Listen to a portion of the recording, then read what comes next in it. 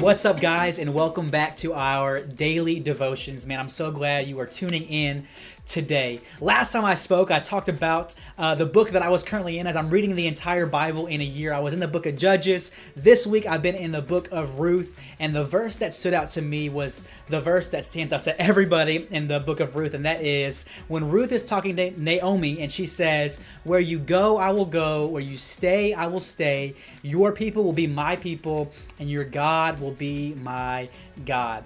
As I read that verse, I've always thought in my head it would be so much harder to go where you go. But now in 2020, I feel like the hard part is staying where I have to stay.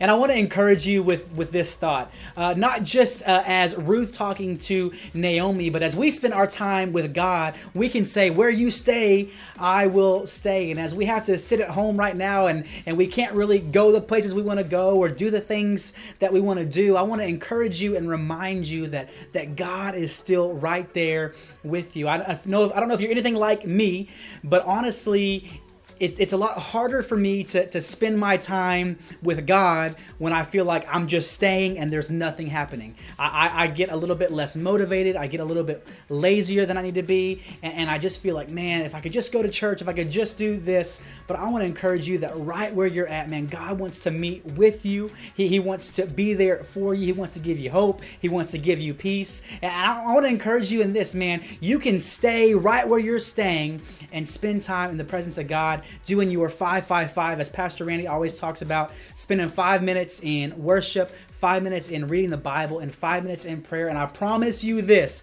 that it might be hard to stay where we got to stay, but when we do that, man, God is going to show up, and He's going to do incredible things, and it's going to mean so much more when we get to go where He goes. We love you, Cross Mountain.